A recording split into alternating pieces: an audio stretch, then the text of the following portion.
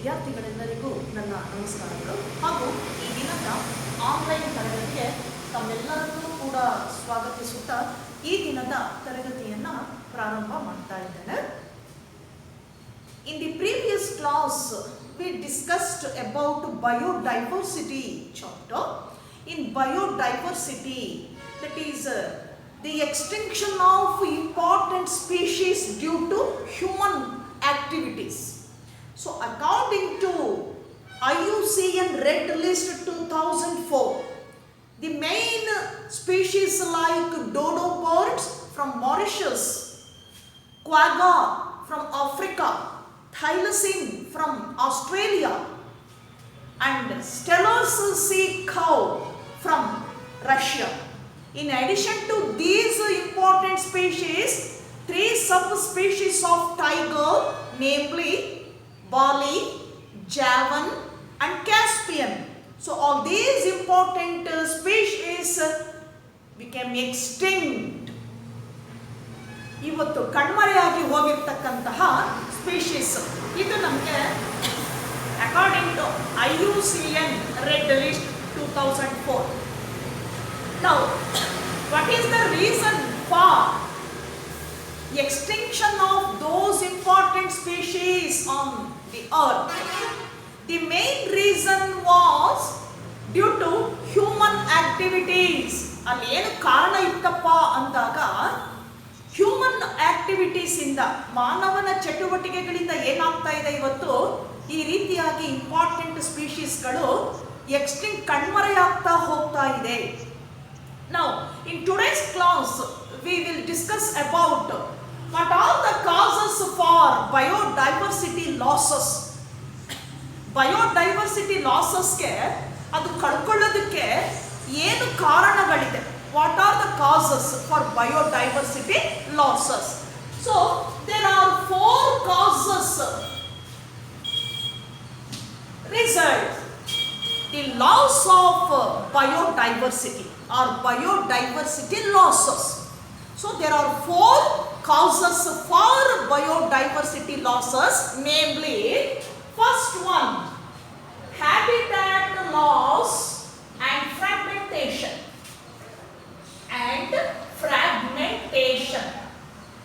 A second one, overexploitation.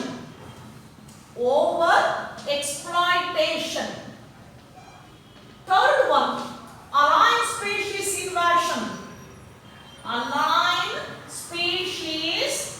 invasion. And the last one, co-extinction.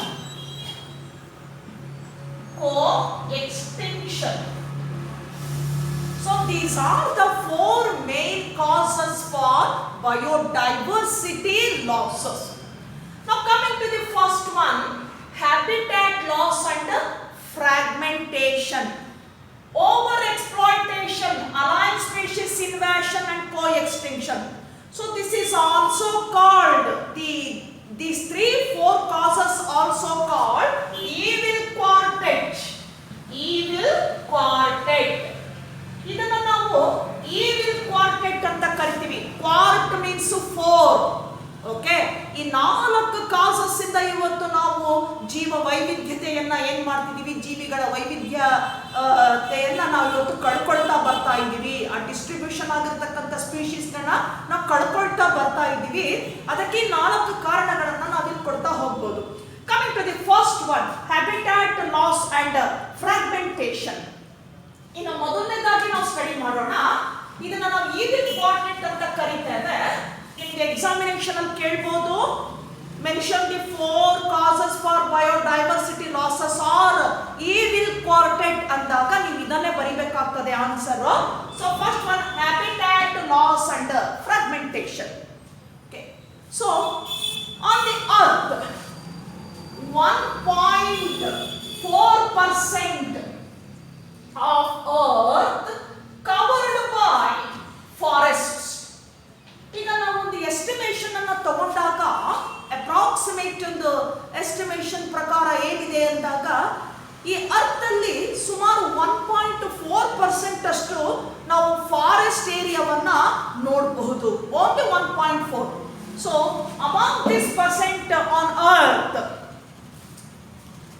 only 6% of place, environment, covered forest areas. ಅದರಲ್ಲಿ ನಾವು 6% ಅಷ್ಟು ಮಾತ್ರ ಈ ಒಂದು ಫಾರೆಸ್ಟ್ ಏರಿಯಾವನ್ನ ನೋಡ್ತಾ ಹೋಗ್ತಾ ಇದ್ದೀವಿ. ಅಷ್ಟು ಕಡಿಮೆ ಆಗ್ತಾ ಬರ್ತಾ ಇದೆ ಇವತ್ತು ಕಾಡುಗಳು, ಅರಣ್ಯಗಳು. ಯಾಕೆ ಅರಣ್ಯ ಮತ್ತೆ ಕಾಡುಗಳು ನಾಶ ಆಗ್ತಾ ಇದೆ ಇವತ್ತು? ಅಷ್ಟು ಕಡಿಮೆ ಒಂದು ಜಾಗವನ್ನು ಆಕ್ರಮಿಸಿಕೊಂಡಿರ್ತಕ್ಕಂಥದ್ದು. ಹಾಗೆ ದಿನೇ ದಿನೇ ಅಥವಾ ವರ್ಷದಿಂದ ವರ್ಷಕ್ಕೆ ಏನಾಗ್ತಾ ಇದೆ, ಗ್ರಾಜುವಲ್ ಆಗಿ ಆ ಫಾರೆಸ್ಟ್ ಏರಿಯಾ ಏನಾಗ್ತಾ ಇದೆ, converted into land area for cultivation. ಕಲ್ಟಿವೇಶನ್ಗೆ ಏನಾಗ್ತಾ ಇದೆ, ಅದು ಕನ್ವರ್ಟ್ ಆಗ್ತಾ ಬರ್ತಾ ಇದೆ. So for example Amazon rain forest. So that one is the most important and large that has large biodiversity forest. Amazon rain forest ಅಂತಕ್ಕಂಥದ್ದು ಇಡೀ ಜಗತ್ತಿನಲ್ಲೇ ಕೂಡ ಏನಾಗಿದೆ, ಅತ್ಯಂತ ದೊಡ್ಡದಾಗಿರ್ತಕ್ಕಂತಹ ಫಾರೆಸ್ಟ್. ಮತ್ತೆ ಹೆಚ್ಚಿನ ಒಂದು ಭಾಗವನ್ನ ಏನಾಗಿದೆ, ಅದು ಜೀವಿಗಳಿಂದ ಆಕ್ರಮಿಸಿಕೊಂಡಿದೆ. ಬೇರೆ ಬೇರೆ ಜೀವಿಗಳಿಂದ ಸ್ಪೀಶೀಸ್ ಡೈವರ್ಸಿಟಿಯನ್ನು ನಾವು ನೋಡ್ತೇವೆ, different species diversity. So we can identified in that Amazon rain forest. Okay, but nowadays that Amazon rainforest, so millions of hectares of Amazon rainforest now converted into land. That is due to human activities. ಮನುಷ್ಯನ ಚಟುವಟಿಕೆಗಳಿಂದ ಇವತ್ತು ಏನಾಗ್ತಾ ಇದೆ, ಆ Amazon rain forest ಕೂಡ ಇವತ್ತು million hectares ಅಷ್ಟು, 1000 hectares of that forest converted into land ಆಗಿ ಕನ್ವರ್ಟ್ ಆಗ್ತಾ ಇದೆ for cultivation of food crops and raising beef and cattle. ಏನ್ ಮಾಡ್ಕೊಳ್ತಾ ಇದ್ದಾರೆ ಇವತ್ತು ಫಾರೆಸ್ಟ್ ಏರಿಯಾವನ್ನ ಲ್ಯಾಂಡ್ ಏರಿಯಾ ಆಗಿ ಕನ್ವರ್ಟ್ ಮಾಡ್ಕೊಳ್ತಾ ಇದ್ದಾನೆ ಮನುಷ್ಯ. ಯಾಕೆ ಅಂದಾಗ ಅಲ್ಲಿ ಕಲ್ಟಿವೇಶನ್ ಮಾಡಲಿಕ್ಕೆ, cultivation of food crops like soybean ಅನ್ನ ಕಲ್ಟಿವೇಟ್ ಮಾಡ್ತಾ ಇದ್ದಾನೆ ಅಲ್ಲಿ. ಜೊತೆಗೆ that land converted into grassland for, ಯಾಕೆ ಗ್ರಾಸ್ ಲ್ಯಾಂಡ್ ಆಗಿ ಮಾಡ್ಕೊಂಡಿದ್ದಾನೆ, ಅದು ಹುಲ್ಲುಗಾವಲಾಗಿ ಯಾಕೆ ಮಾಡ್ಕೊಂಡಿದ್ದಾನೆ ಅಂದಾಗ raising beef and cattle. So ಏನು ಒಂದು ಕ್ಯಾಟಲ್ನ ರೈಸಿಂಗ್ ಮಾಡೋದಕ್ಕೋಸ್ಕರ, ಬೀಫನ್ನು ರೈಸಿಂಗ್ ಮಾಡಲಿಕ್ಕೋಸ್ಕರ, ಆ ಸಾಕಾಣಿಕೆಗೋಸ್ಕರ ಏನು ಮಾಡಿದ್ದಾನೆ, ಅದನ್ನು ಗ್ರಾಸ್ ಲ್ಯಾಂಡ್ ಆಗಿ ಕನ್ವರ್ಟ್ ಮಾಡ್ಕೊಂಡಿದ್ದಾನೆ. ಹಾಗೆ ಸೋಯಾಬೀನ್ ಕಲ್ಟಿವೇಶನ್ಗೂ ಕೂಡ ಅದನ್ನು ಅಗ್ರಿಕಲ್ಚರಲ್ ಲ್ಯಾಂಡ್ ಆಗಿ ಕನ್ವರ್ಟ್ ಮಾಡ್ಕೊಂಡಿದ್ದಾನೆ. So due to human activities that forest area become the land area. ಅದೇನಾಗಿದೆ, ಇವತ್ತು ಲ್ಯಾಂಡ್ ಏರಿಯಾ ಆಗಿ ಕನ್ವರ್ಟ್ ಆಗ್ತಾ ಬರ್ತಾ ಇದೆ. So that land forest area now divided into number of small pieces or fragments. ಇವತ್ತು ಆ ಲ್ಯಾಂಡ್ ಏರಿಯಾ ಏನಾಗಿದೆ, divide ಆಗಿದೆ. ಡಿವೈಡ್ ಆಗ್ಬಿಟ್ಟು ಏನಾಗಿದೆ, ಸಣ್ಣ ಸಣ್ಣ ಸಣ್ಣ ಪೀಸಸ್ ಆಗಿದೆ, ಫ್ರಾಗ್ಮೆಂಟ್ಸ್ ಆಗಿದೆ. That entire area now divided into small fragments. That is habitat loss and fragmentation. ಅಷ್ಟೊಂದು ರೈನ್ ಫಾರೆಸ್ಟ್ ಇರ್ತಕ್ಕಂಥ ಇವತ್ತೊಂದು ಆ ಒಂದು ಏರಿಯಾ ಏನಾಗಿದೆ, ಇವತ್ತು ಸಣ್ಣ ಸಣ್ಣ ಯೂನಿಟ್ಗಳಾಗಿ ಡಿವೈಡ್ ಆಗೋಗಿದೆ, ಫ್ರಾಗ್ಮೆಂಟ್ ಆಗಿ ಡಿವೈಡ್ ಆಗೋಗಿದೆ. ಯಾಕೆ ಅಂದಾಗ ಡ್ಯೂ ಟು ಹ್ಯೂಮನ್ ಆಕ್ಟಿವಿಟೀಸ್. ಈ ಮನುಷ್ಯನ ಚಟುವಟಿಕೆಗಳಿಂದ ಆ ರೀತಿ ಕನ್ವರ್ಟ್ ಆಗಿದೆ. ಅದು ಏನ್ ಮಾಡ್ತಾ ಇದ್ದಾನೆ ಮನುಷ್ಯ ಅಲ್ಲಿ? ಸೊ ಫಾರೆಸ್ಟ್ ಲ್ಯಾಂಡ್ ಅನ್ನ ಏನ್ ಮಾಡ್ಕೊಂಡಿದ್ದಾನೆ, ಏರಿಯಾವನ್ನ ಅವನು ಏನು ಕಲ್ಟಿವೇಶನ್ ಅಗ್ರಿಕಲ್ಚರ್ ಲ್ಯಾಂಡ್ ಆಗಿ ಕನ್ವರ್ಟ್ ಮಾಡ್ಕೊಂಡಿದ್ದಾನೆ. For cultivate soybean and other food crops, then converted into grassland for raising of beef and cattle etc. Totally human activities ಇಂದ ಇವತ್ತು ನಾವು ಸಾಕಷ್ಟು ಪ್ರಮಾಣದಲ್ಲಿ ಸ್ಪೀಷೀಸ್ಗಳ ಒಂದು ಎಕ್ಸ್ಟೆನ್ಷನ್ ಅನ್ನ ನೋಡ್ತಾ ಇದ್ದೇವೆ. Because all they very well distributed in that forest area, Amazon rain forest. Rich biodiversity is that. ಅಷ್ಟೊಂದು ಬಯೋಡೈವರ್ಸಿಟಿ ಇರ್ತಕ್ಕಂಥ ಒಂದು ಫಾರೆಸ್ಟ್ ಇವತ್ತು ಈ ರೀತಿ ಏನಾಗ್ತಾ ಇದೆ, ಡಿವೈಡ್ ಆಗಿಬಿಟ್ಟು ಈಗ ಲ್ಯಾಂಡ್ ಆಗ್ತಾ ಕನ್ವರ್ಟ್ ಆಗ್ತಾ ಬರ್ತಾ ಇದೆ. ಯಾಕೆ ಅಂದಾಗ human activities. So this is the main cause for extinction of so many species. That means loss of biodiversity. Now coming to the second one. So that is second cause for biodiversity losses. That is over exploitation. Over exploitation. Second cause. What is over exploitation? So man or human depends on plants for food and other purpose. ಇವತ್ತು ಮನುಷ್ಯ ಸಸ್ಯಗಳನ್ನು ಅವಲಂಬಿಸಿದ್ದಾನೆ. Especially mainly man depends on nature for different purpose like food, then shelter or some industrial or economic products. ಇವತ್ತು ಮನುಷ್ಯ ಏನಾಗಿದ್ದಾನೆ, ಪ್ರಕೃತಿಯನ್ನ ಅವಲಂಬಿಸಿದ್ದಾನೆ ಅನೇಕ ಕಾರಣಗಳಿಂದ. ಆಹಾರಕ್ಕಾಗಿ ಇರಬಹುದು, ಫಾರ್ ಫುಡ್ ಪರ್ಪಸ್, ಅಥವಾ ಅವನಿಗೆ ಏನು ಒಂದು ಇಕನಾಮಿಕಲ್ ಒಂದು ಪ್ರಾಡಕ್ಟ್ಸ್ ಬೇಕಾಗಿದೆ, ವಾಣಿಜ್ಯ ಮಟ್ಟದಲ್ಲಿ ಬೇಡಿಕೆ ಇರ್ತಕ್ಕಂತಹ ವಸ್ತುಗಳು ಬೇಕಾಗಿದೆ, ಅದು ಕೂಡ ನೇಚರಿಂದ ಸಿಗುವಂಥದ್ದು. ಅದಕ್ಕಾಗಿ ಅವನು ಅವಲಂಬಿತನಾಗಿದ್ದಾನೆ. ಹಾಗೆ ಏನೊಂದು ಕನ್ಸ್ಟ್ರಕ್ಷನ್ ಮಟೀರಿಯಲ್ಸ್ ಇದೆ, ಅದು ಕೂಡ ನೇಚರಿಂದ ನಮಗೆ ಸಿಗುವಂಥದ್ದು. ಹೀಗೆ ಬೇರೆ ಬೇರೆ ಉದ್ದೇಶಗಳಿಂದ ಮನುಷ್ಯ ಏನಾಗಿದ್ದಾನೆ, ಇವತ್ತು ನೇಚರ್ ಅನ್ನ, ಪ್ರಕೃತಿಯನ್ನ ಅವಲಂಬಿಸಿದ್ದಾನೆ. So man depends nature for different purposes like food, shelter, economical products and other industrial materials. Okay, ಹಾಗಾಗಿ ಇಲ್ಲೇನ್ ಮಾಡ್ತಾ ಇದ್ದಾನೆ ಇವತ್ತು ಮ್ಯಾನ್ ಏನಾಗಿದ್ದಾನೆ, ಇವತ್ತು ಮನುಷ್ಯ ಏನಾಗಿದ್ದಾನೆ ಅಂದಾಗ, so he requires or need these all products obtaining from the nature in different ways. ಬೇರೆ ಬೇರೆ ಒಂದು ಹಾದಿಯಿಂದ ನಮಗೆ ಪ್ರಕೃತಿಯಿಂದ ಎಲ್ಲ ವಸ್ತುಗಳು ಸಿಗ್ತಾ ಇದೆ. Now man, so in turns to greed. ಈಗೇನಾಯ್ತು, ಅವನಿಗೆ ಅವಶ್ಯಕತೆ ಇದ್ದಿದ್ದೇನಾಗೋಯ್ತು, ಅವನಿಗೆ ಸ್ವಾರ್ಥತನ ತುಂಬಿ ಹೋಯ್ತು. ಅವಶ್ಯಕತೆ ಅನ್ನೋದು ಮುಂದುವರೆದು ಸ್ವಾರ್ಥಿಯಾದ ಮನುಷ್ಯ. ಅವನಿಗೆ ಬೇಕಾಗಿದ್ದೇನು, ಆಹಾರ ಮತ್ತು ಇತರ ವಸ್ತುಗಳು, ಅದು ನೀಡ್ ಅನ್ಸ್ಕೊಳುತ್ತೆ. ಸೊ ಈ ನೀಡ್ ಟರ್ನ್ಸ್ ಟು ಗ್ರೀಡ್. ಆ ಗ್ರೀಡಿಗೆ ಹೋಗ್ಬಿಟ್ಟು ಅವನು ಅತಿಯಾದ ಅವಶ್ಯಕತೆಗಾಗಿ ಏನಾದವನು ಸ್ವಾರ್ಥತನಕ್ಕೆ ಇಳಿತಾನೆ ಮನುಷ್ಯ. So need turns greed. What happen? ಹಾಗಾದ್ರೆ ಅವನ ಅವಶ್ಯಕತೆಗೆ ಬೇಕಾಗಿರೋದನ್ನ ಹೆಚ್ಚಾಗಿ ಬಯಸಿ ಅವನು ಸ್ವಾರ್ಥಿ ಆದಾಗ ಅದು ನೇಚರ್ ಮೇಲೆ ಎಂತಹ ಒಂದು ಪರಿಣಾಮವನ್ನು ಬೀರುತ್ತೆ. So that greed affects nature in different angles. ಬೇರೆ ಬೇರೆ ಆಂಗಲ್ಸ್ ಇಂದ ಏನಾಗ್ತಾ ಇದೆ, ಇವತ್ತು ನೇಚರ್ಗೆ ಅದು ಅಫೆಕ್ಟ್ ಮಾಡ್ತಾ ಇದೆ. ನೇಚರ್ ಅನ್ನ ಏನ್ ಮಾಡ್ತಾ ಇದೆ, ಅದು ಡ್ಯಾಮೇಜ್ ಮಾಡ್ತಾ ಬರ್ತಾ ಇದೆ. So for example, the extinction of spellers, sea cow and passenger pigeon. So these two are very important species.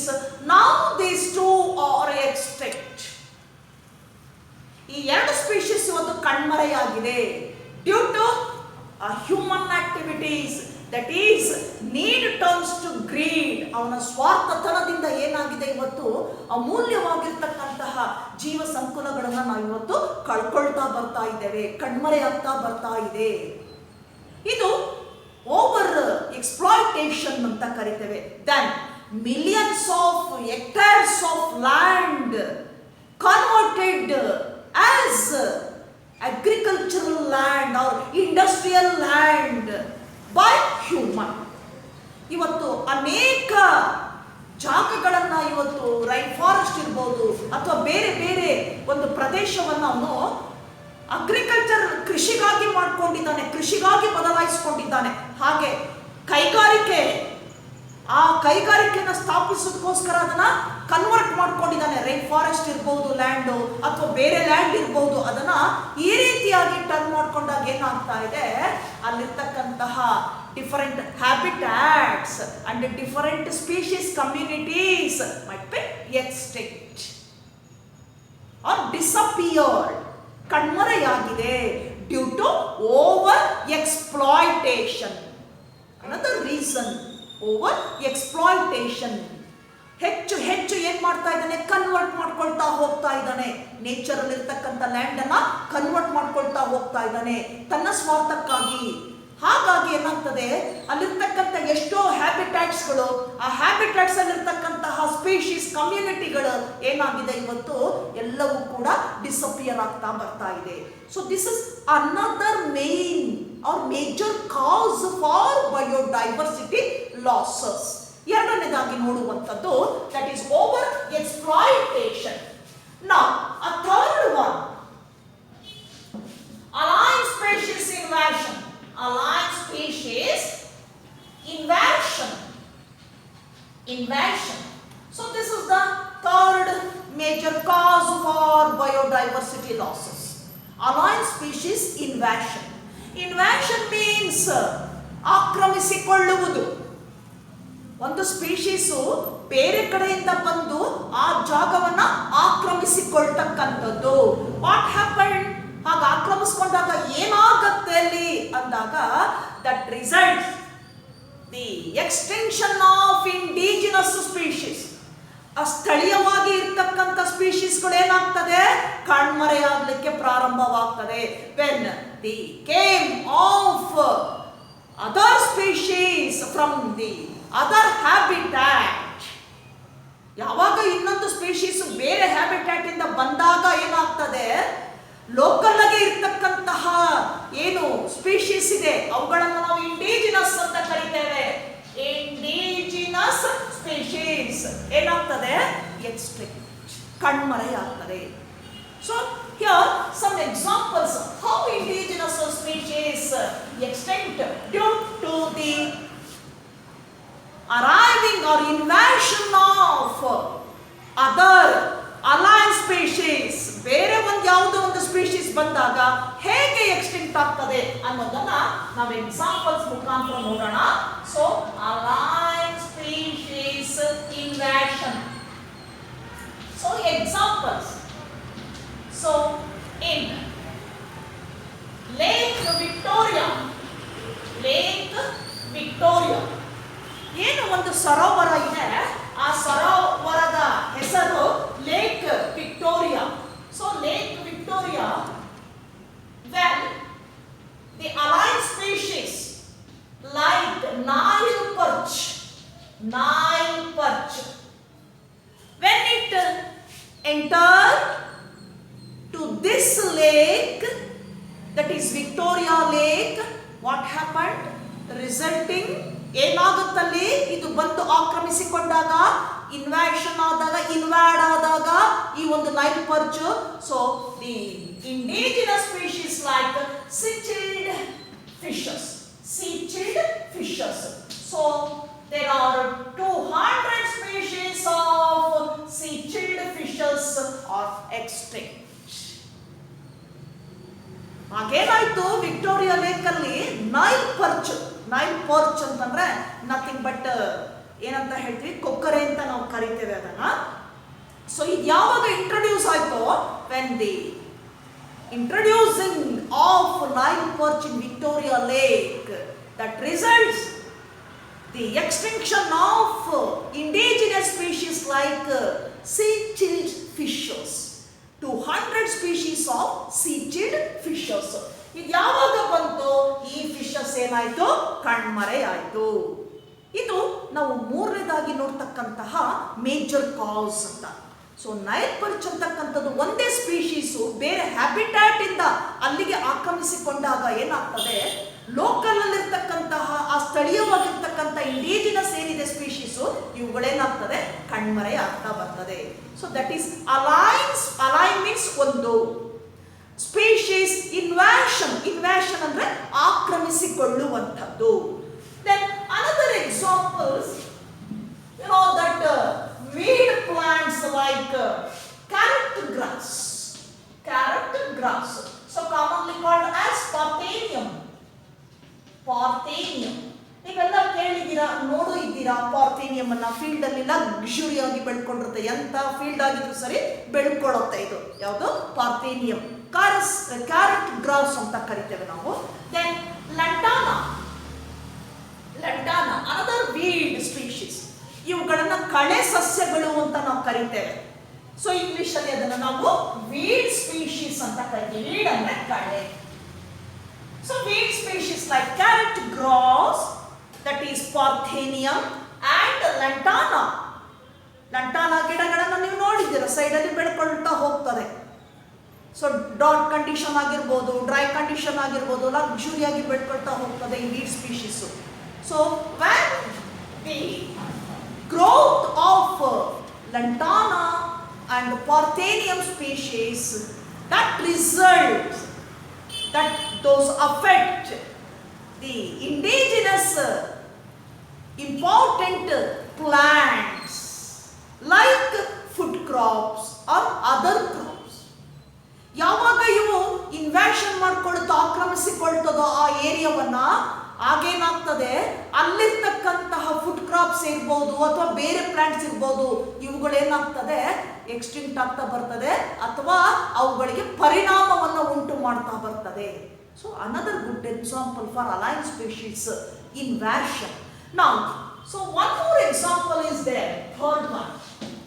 Now, the African catfish,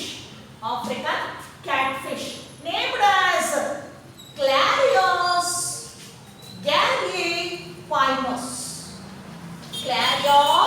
garipinus.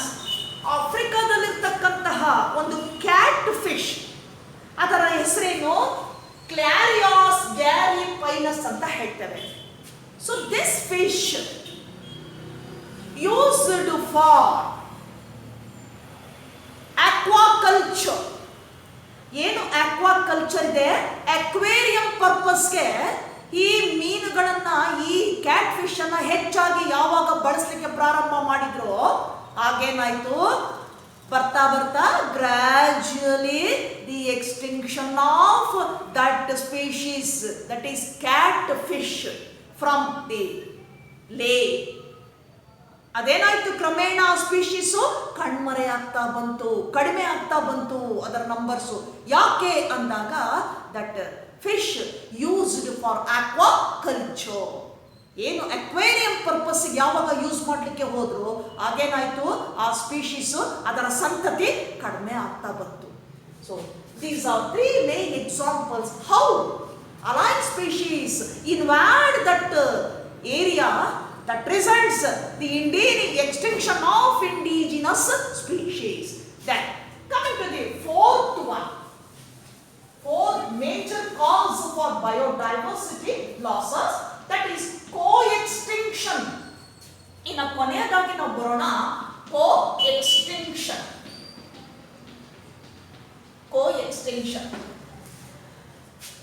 So this is another cause. Look at this parasites group. We already studied population interaction, parasitism, one of the population interaction you studied in last chapter, organism and population. Now organism ಮತ್ತು population chapter ಅಲ್ಲಿ study ಮಾಡಿದ್ವಿ different types of population interaction. ಅಲ್ಲಿ ನಾವು ನೋಡಿದಾಗ ಒಂದು interaction type ಇದೆ, ಅದು ನಾವು ಏನಂತ ಕರೆದ್ವಿ, parasitism. So one of the type of interaction between 2 species of 2 different population for the same resources. That means parasites depends on host for food, shelter, and also complete their life cycle in that host. So co-extinction here in this type of causes, some parasites depend on host species. So many examples for parasites. ಪರಾವಲಂಬಿಗಳಿಗೆ ನಾವು ಸಾಕಷ್ಟು ಉದಾಹರಣೆಗಳನ್ನ ಕೊಡ್ತಾ ಹೋಗ್ತೀವಿ. ಇವನ್ plasmodium ವಿವ್ಯಾಕ್ಸ್ ಇರ್ಬೋದು, round warm, ಅಸ್ಕ್ಯಾರಿಸ್ ಅಂತ ಹೇಳ್ತೇವೆ. Okay, plants ಬಂದಾಗ ನಾವು ನೋಡಿದ್ವಿ ಏನೋ ಒಂದು ಟೈಗಾ ಅಂತಕ್ಕಂಥದ್ದು ಒಂದು ಪ್ಯಾರಾಸೈಟ್ ಇದೆ ಅದೊಂದು. ದೆನ್ ಎಪಿಫೈಟ್ಸ್ ಅನ್ನು ನಾವು ನೋಡ್ತಾ ಹೋಗ್ತೇವೆ. ಸಾಕಷ್ಟು ಉದಾಹರಣೆನ ನಾವು ಕೊಡ್ಬೋದು ಪ್ಯಾರಾಸೈಟ್ಸ್ಗೆ. ಈ ಪ್ಯಾರಾಸೈಟ್ಸ್ ಮೇನ್ ಕ್ಯಾರೆಕ್ಟರಿಸ್ಟಿಕ್ ಫೀಚರ್ ಏನು ಅಂದಾಗ they depend upon host species for food, shelter, and even also complete their life cycle in the host body. ಆ ಹೋಸ್ಟ್ ಬಾಡಿನಲ್ಲೇ ಆಹಾರಕ್ಕಾಗಿ, ಆಶ್ರಯಕ್ಕಾಗಿ, ಮತ್ತೆ ಅದರ ಒಂದು ಏನು ಜೀವನ ಚಕ್ರ ಇದೆ, ಲೈಫ್ ಸೈಕಲ್ ಇದೆ, ಅದನ್ನು ಕಂಪ್ಲೀಟ್ ಮಾಡ್ಕೊಳ್ಳೋದಕ್ಕೆ ಅದು ಆಶ್ರಯಿಸಿರುವಂಥದ್ದು ಯಾವುದು? ಪ್ಯಾರಾಸೈಟ್ಸ್. ನಾವು how the different species of parasites extinct due to extinction of host. ನೋಡಿ ಹೇಗಿದೆ ಇಲ್ಲಿ ಕೋ ಎಕ್ಸ್ಟಿಂಕ್ಷನ್ ಅಲ್ಲಿ. If host species may be extinct, automatically the dependent one parasite also extinct. ಯಾವಾಗ ಹೋಸ್ಟ್ ಸ್ಪೀಶೀಸ್ ಕಣ್ಮರೆಯಾಗ್ತದೋ ಅದನ್ನೇ ನಂಬಿರ್ತಕ್ಕಂತಹ ಪ್ಯಾರಾಸೈಟ್ ಏನಾಗ್ತದೆ, ಆಟೋಮೆಟಿಕ್ ಆಗಿ ಅದು ಕೂಡ ಕಣ್ಮರೆಯಾಗ್ತದೆ. So this type of cause that is co extinction. At a time ಎರಡೂ ಸ್ಪೀಶೀಸ್ ಏನಾಗ್ತದೆ, ಎಕ್ಸ್ಟಿಂಕ್ಟ್ ಆಗ್ತದೆ. Because they depend one another. So always parasites depend upon host species for food, shelter, and complete their life cycle. Okay, ಪರಾವಲಂಬಿಗಳು ಯಾವಾಗಲೂ host ಅನ್ನೇ ಅವಲಂಬಿಸಿರ್ತಕ್ಕಂಥದ್ದು. ಯಾವಾಗ host species extinct ಆಗ್ತದೋ so ಅದನ್ನೇ ಅವಲಂಬಿಸಿರ್ತಕ್ಕಂತಹ ಪರಾವಲಂಬಿಗಳು ಕೂಡ ಏನಾಗ್ತದೆ, species ಅವು ಕೂಡ ಎಕ್ಸ್ಟಿಂಕ್ಟ್ ಆಗ್ತದೆ. ಸೊ ಇದು ಒಂದು major cause for parasites items. ಆ ಒಂದು ಐಟಮ್ ತಗೊಂಡಾಗ ಇದು ಒಂದು ಮೇಜರ್ ಕಾಸ್ ಆಗ್ತದೆ ಬಯೋಡೈವರ್ಸಿಟಿ ಲಾಸಸ್ಗೆ. So co extinction, so another major cause for biodiversity losses. Now these are 4 different types of biodiversity losses, that is causes for biodiversity losses. So it is also called evil quartet. So quartet means 4. Okay, ನಿಮಗೆ examination ಅಲ್ಲಿ mention the 4 causes for biodiversity losses ಅಂತ ಆದ್ರೂ ಕೇಳಬಹುದು. ಅಥವಾ so what is evil quartet or write or explain the evil quartet for biodiversity losses ಅಂತ ಕೇಳಿದಾಗ ಈ 4 ನೀವಿಲ್ಲಿ ಮೆನ್ಷನ್ ಮಾಡಬೇಕಾಗ್ತದೆ. You will get 4 marks. ಎಷ್ಟು ಕೇಳ್ತಾರೆ? They may ask for 4 marks. 4 ಮಾರ್ಕ್ಸ್ಗೆ ಇದನ್ನ ಕೇಳ್ತಾ ಹೋಗ್ತಾರೆ. Now we move on to the next one, that is how we conserve biodiversity.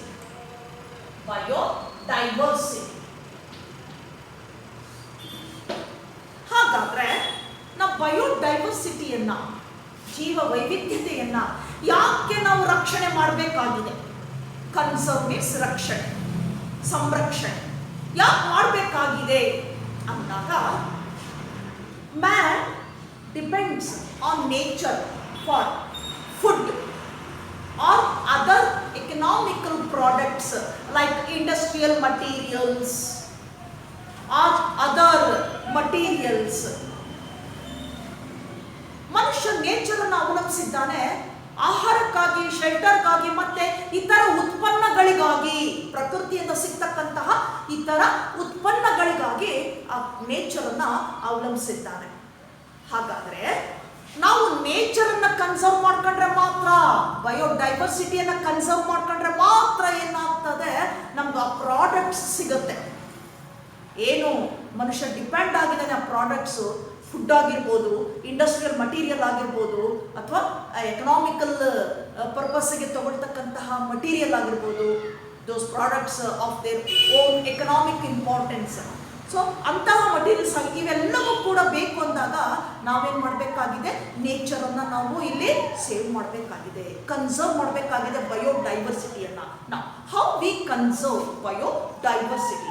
Here we conserve biodiversity in a different manner.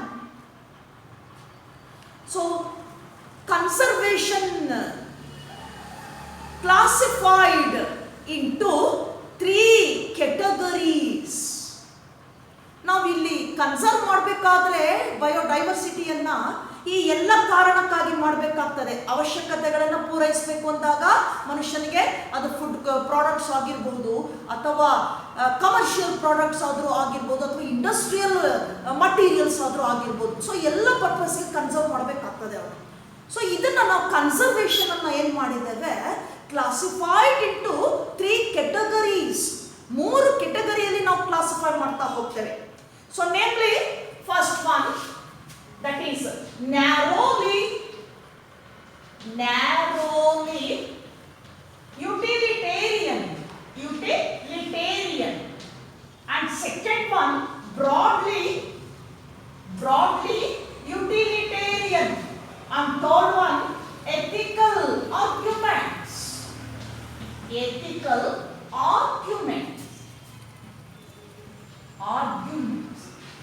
Nothing but ethical issues.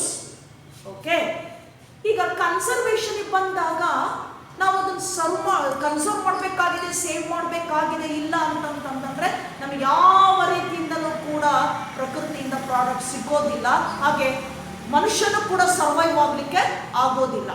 ಹಾಗಿದ್ದಾಗ ನಾವು ಅರ್ಜೆಂಟಾಗಿ ಇಮಿಡಿಯೇಟಾಗಿ ಏನು ಮಾಡಬೇಕಾಗಿದೆ, ಬಯೋಡೈವರ್ಸಿಟಿಯನ್ನು ಇವತ್ತು ಸಂರಕ್ಷಿಸಬೇಕಾಗಿದೆ. ಹಾಗೆ ನೇಚರನ್ನು ನಾವೇನು ಮಾಡಬೇಕಾಗಿದೆ, ಪ್ರೊಟೆಕ್ಟ್ ಮಾಡಬೇಕಾಗಿದೆ. We must protect nature and also conserve biodiversity. ಹಾಗಿದ್ದಾಗ 3 ಪ್ಯಾಟರ್ನ್ ಅಲ್ಲಿ ಕೆಟಗರಿಯಲ್ಲಿ ನಾವು ಇದನ್ನು ಕನ್ಸರ್ವೇಷನ್ ಅನ್ನು ಮಾಡಬೇಕಾಗಿದೆ. ಯಾವ ಉದ್ದೇಶದಿಂದ ಅಂದಾಗ, first one narrowly utilitarian, then second one broadly utilitarian, and third one ethical issues. Now coming to the first one, narrowly utilitarian, through which how we conserve biodiversity. ಇದರ ಮೂಲಕ ನಾವು ಯಾವ ರೀತಿ ಬಯೋಡೈವರ್ಸಿಟಿಯನ್ನ ಕನ್ಸರ್ವ್ ಮಾಡಬಹುದು ಅನ್ನುವಂಥದ್ದನ್ನ ನಾವಿಲ್ಲಿ ನೋಡ್ತಾ ಹೋಗ್ಬೋದು. Here in the narrowly utilitarian, in this way, through this category we conserve biodiversity. Man depends nature for food purpose. So food items like pulses, ನೋಡಿ ಯಾವುದು ಡಿಪೆಂಡ್ ಆಗಿದ್ದಾನೆ ಅವನು, food purpose, cereals, fruits etc. Food ಐಟಮ್ಗೆ ಬಂದಾಗ ಏನು human beings ಇದೀವಿ ನಾವು ಎಲ್ಲರೂ ಕೂಡ depend plants or nature for food purpose, shelter and other purposes.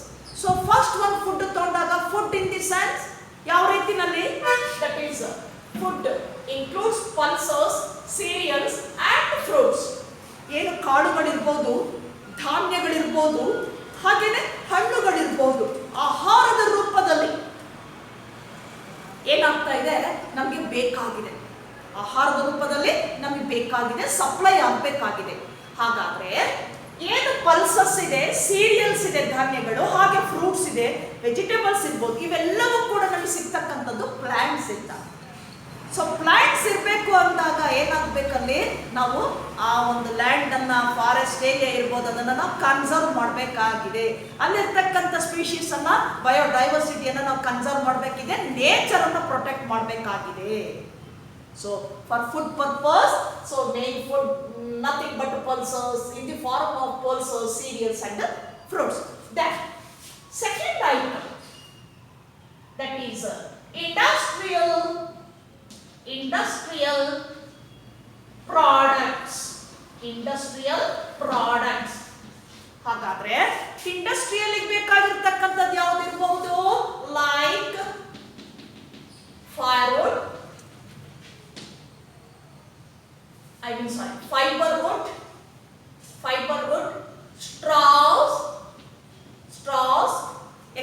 Etcetera. So ನಮ್ಗೆ ಇಂಡಸ್ಟ್ರಿಯಲ್ ಆಗಿ ಬೇಕಾಗಿರ್ತಕ್ಕಂಥದ್ದು ತಗೊಂಡಾಗ ಯಾವ್ಯಾವ್ದು ಇರ್ಬೋದು ಅಂದಾಗ ನಾವು ಫೈಬರ್ ಇರ್ಬೋದು, ಸ್ಟ್ರಾಸ್ ಇರ್ಬೋದು, then dyes, tannins, resins etcetera. ಎಲ್ಲವೂ ಕೂಡ plant products. All are obtained from the plants. ಏನು ಇಂಡಸ್ಟ್ರಿಯಲ್ ಕೈಗಾರಿಕೆ ಹಂತದಲ್ಲಿ ಬಳಸ್ತಕ್ಕಂತಹ ವಸ್ತುಗಳು, ಉತ್ಪನ್ನಗಳು ನಮ್ಗೆ ಎಲ್ಲಿಂದ ಸಿಗುತ್ತೆ ಅಂದಾಗ ಪ್ಲಾಂಟ್ಸ್ ಇಂದ ಸಿಗುವಂತ ಪ್ರಾಡಕ್ಟ್ಸ್ ಅನ್ನು ನಾವು ಇವತ್ತು ಕೈಗಾರಿಕೆಗಳಿಗೆ ಬಳಸ್ಕೊಳ್ತಾ ಇದ್ದೇವೆ. ಅದರಲ್ಲಿ ಮುಖ್ಯವಾಗಿದ್ದು ಯಾವುದು ಅಂದಾಗ fibre wood, okay, then straws, dyes, tannins, resins etcetera. ಇವೆಲ್ಲವನ್ನು ಕೂಡ ನಾವು ಮ್ಯಾನುಫ್ಯಾಕ್ಚರಿಂಗ್ ಅಲ್ಲಿ ರಾ ಮಟೀರಿಯಲ್ಸ್ ಆಗಿ ನಾವು ಇದನ್ನ ಬಳಸ್ಕೊಳ್ತಾ ಇದ್ದೇವೆ. So industrial products. ನಾ third one, that is drugs. You know that drugs, 50% of drugs obtained from plants, different plants.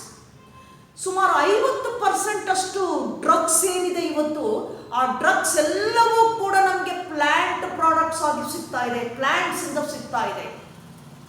ಆ ಪ್ಲಾಂಟ್ ನ ಲೀಫ್ ಅಲ್ಲಿ ಇರ್ಬೋದು, ಅಥವಾ ಸ್ಟೆಮ್ ಇರ್ಬೋದು, ಅಥವಾ ಬ್ರಾಂಚ್ ಇರ್ಬೋದು, ಆರ್ ಇನ್ ಫ್ಲಾರಿಸಮ್ಸ್, ಅಥವಾ ಪುಷ್ಪ ಮಂಜರಿ ಆಗಿರ್ಬೋದು. ಈ ಎಲ್ಲ ಭಾಗಗಳಲ್ಲಿ ಡ್ರಗ್ ಕಂಟೆಂಟ್ ಇರ್ತಕ್ಕಂಥದ್ದು ನೋಡ್ತೀವಿ ನಾವು. ಸೊ ಹಾಗಾಗಿ 50% ಅಷ್ಟು ಡ್ರಗ್ಸ್ ಅನ್ನು ನಾವು ಎಲ್ಲಿಂದ ಎಕ್ಸ್ಟ್ರಾಕ್ಟ್ ಮಾಡ್ಕೊಳ್ತಾ ಇದ್ದೀವಿ? ಎಕ್ಸ್ಟ್ರಾಕ್ಟೆಡ್ ಫ್ರಮ್ ಪ್ಲಾಂಟ್ಸ್ ಇಂದ ಎಕ್ಸ್ಟ್ರಾಕ್ಟ್ ಮಾಡ್ಕೊಳ್ತಿದ್ದೀವಿ. So they are plant products. Drugs ಏನ್ ಮೆಜಾರಿಟಿ ಡ್ರಗ್ಸ್ ಇದೆ ಪ್ಲಾಂಟ್ ಪ್ರಾಡಕ್ಟ್ಸ್ ಅಲ್ಲಿ ನಾವು ನೋಡ್ತಕ್ಕಂಥದ್ದು. ಎಕ್ಸಾಂಪಲ್ ಕೊಟ್ಟಾಗ opium poppy plant, okay, so extracted heroin or morphine, cannabinoids, cocoa alkaloids. So all these drugs, main drugs extracted from plants. So drugs, 50% of drugs obtained from plants. That's why we conserve, we protect nature. ಅದಕ್ಕಾಗಿ ನಾವು ಏನ್ ಮಾಡಬೇಕಾಗಿದೆ? ಇವತ್ತು ಇಷ್ಟು ಉತ್ಪನ್ನಗಳು ಸಿಗಬೇಕಾದ್ರೆ ನಾವು nature ಅನ್ನ protect ಮಾಡಬೇಕಾಗಿದೆ. ಹಾಗೆ ನೆಕ್ಸ್ಟ್ ನಾವು ನೋಡ್ತಕ್ಕಂಥದ್ದು ಮತ್ತೇನನ್ನ ನೋಡ್ಬೋದು ಡ್ರಗ್ಸ್ ಅಂದರೆ medicinal plants. Nearly 25,000 species of medicinal plants found in different regions all over the world. ಇವತ್ತು ಸರಿಸುಮಾರು 25,000 ನಾವು ಮೆಡಿಸಿನ್ ಔಷಧೀಯ ಸಸ್ಯಗಳನ್ನು ನಾವು ಇವತ್ತು ನೇಚರಲ್ಲಿ ನೋಡ್ತಾ ಇದ್ದೇವೆ. 25,000 ಅಷ್ಟು. ಸೊ ಈ ಹಿನ್ನೆಲೆಯಲ್ಲಿ ಏನ್ ಮಾಡಬೇಕಾಗಿದೆ ನಾವು ಇವತ್ತು? We protect nature for this products, medicinal products. ಆ ಔಷಧೀಯ ಒಂದು ಉತ್ಪನ್ನಗಳಿಗಾಗಿ ನಾವು ಅದನ್ನೇನ್ ಮಾಡಬೇಕಾಗಿದೆ? ಪ್ರೊಟೆಕ್ಟ್ ಮಾಡಬೇಕಾಗಿದೆ. So these are different products obtained from the nature. That's why we protect nature. So human require needs all these products for food purpose, industrial purpose, or building constructing purpose, then the medicine purpose, like that. ಹೀಗೆ ಇಷ್ಟೆಲ್ಲ ರೀತಿಯಲ್ಲಿ ಬೇಕಾಗಿರ್ತಕ್ಕಂಥ ಉತ್ಪನ್ನಗಳು ನಮಗೆ ಪ್ರಕೃತಿಯಿಂದ ಸಿಗಬೇಕಾದ್ರೆ ನಾವೇನ್ ಮಾಡಬೇಕಾಗಿದೆ? ಅದನ್ನು ನಾವು ಪ್ರೊಟೆಕ್ಟ್ ಮಾಡಬೇಕಾಗಿದೆ. ಹಾಗೇನೆ ಅದರಲ್ಲೇ ನಂಬಿರ್ತಕ್ಕಂಥ ಅಲ್ಲೇ ಇರುವಂತಹ ಈ ಬಯೋಡೈವರ್ಸಿಟಿಯನ್ನು ಕೂಡ ನಾವೇನ್ ಮಾಡಬೇಕಾಗಿದೆ? ಕನ್ಸರ್ವ್ ಮಾಡಬೇಕಾಗಿದೆ. ಸೊ ನೇಚರಲ್ಲಿ ಇಲ್ಲ ಅಂದಾಗ ಏನಾಗುತ್ತೆ? ಅದಕ್ಕೆ ಡಿಪೆಂಡ್ ಆಗಿರ್ತಕ್ಕಂತಹ ಸ್ಪೀಶೀಸ್ ಏನಾಗ್ತದೆ? ಎಕ್ಸ್ಟಿಂಕ್ಟ್ ಆಗ್ತದೆ. ಹಾಗಾಗಿ we conserve biodiversity through this way. ಈ ವೇನಲ್ಲಿ ನಾವು ಕನ್ಸರ್ವ್ ಮಾಡಬೇಕಾಗಿದೆ. That is the first category, narrowly utilitarian. ನಾವು coming to the second one, that is broadly utilitarian. ಎರಡನೇದಾಗಿ ನಾವು ತೆಗೆದುಕೊಂಡಾಗ broadly utilitarian. Then last one, ethical issues. So this is enough for today's class. Then I will take up the second category, that is how we conserve biodiversity, broadly utilitarian. I will take that one in next class. Till then, goodbye.